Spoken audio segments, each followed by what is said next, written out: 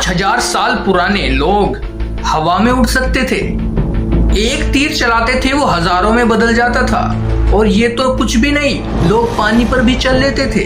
कुछ ऐसी असीम शक्तियां थी उनके पास जो आज के समय में किसी के पास नहीं है। क्या आप जानते हैं उन शक्तियों के बारे में? क्या वो सच में कोई शक्तियां थी या फिर साइंस की हाई टेक्नोलॉजीज थी? इसका पता आज तक नहीं चल पाया।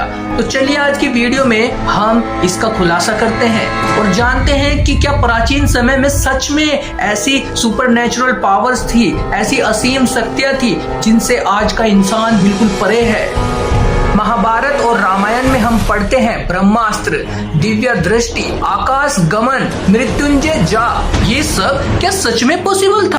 क्या सच में उस समय के लोगों के पास असीम शक्तियां हुआ करती थी?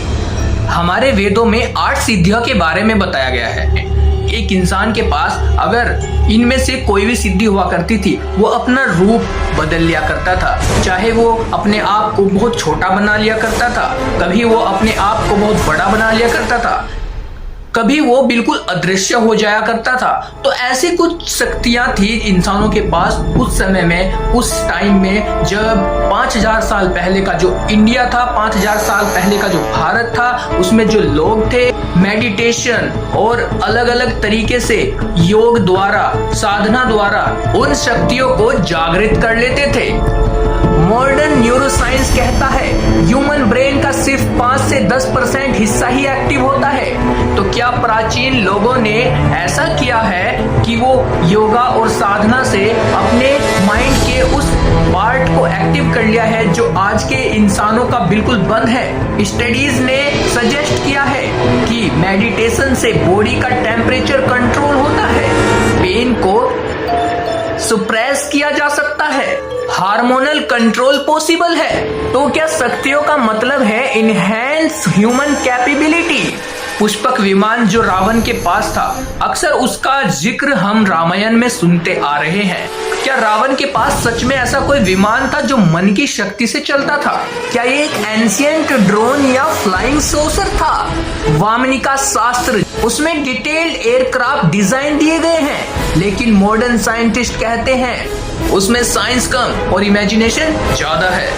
पर कुछ हिस्टोरियंस मानते हैं एंशिएंट इंडियंस ने बेसिक एरोडायनेमिक्स समझ लिया था, अग्नि, वायु, गति और बैलेंस के जरिए। आईआईटी और एआईएम्स जैसे इंस्टीट्यूट्स ने भी मेडिटेशन, चैंटिंग और आयुर्वेदिक हर्ब के हेल्थ इंपैक्ट पर रिसर्च की है। चैंटिंग से ब्रेन में अल्फा वेव्स बढ़ती है, बिना मेडिसिन के बीपी कंट्रोल होता है, साउंड फ्रीक्वेंसी से हीलिंग पॉसिबल है। तो हो सकता है कि प्राचीन समय में सुपरनैचुरल पावर थी जो इंसान अपने ब्रेन के हिडन पार्ट को एक्टिव कर लेता था, उसके पास ये सुपरनैचुरल पावर्स अपने आप आ जाया करती थी। तो ये बात बिल्कुल राइट हो जाती है कि 5000 साल पहले के लोग हमसे ज्यादा एडवांस थे, हमसे ज्यादा एडवांस उनके पास टेक्नोलॉजीज थी। तो हो सकता है कि आज के समय में हम लोग एआई का इस्तेमाल करके मशीन्स बना रहे हैं। उस समय के लोगों ने अपने आप को ही एक मशीन बना लिया था जिससे वो हर एक चीज कर लिया करते थे। ये थी एंशिएंट इंडियन शक्तियों की असली कहानी। साइंस और सुपरनैचुरल के बारे में बेहतरीन फ्यूजन। लाइक करें, शेयर करें, सब्सक्राइब करें कि और लोगों को भी पता चले कि हमारा इतिहास क्या था, हमारे पास इतनी सुपरनैचुरल पावर उस समय पे हुआ करती थी जब इस साइंस का विस्तार ही नहीं था।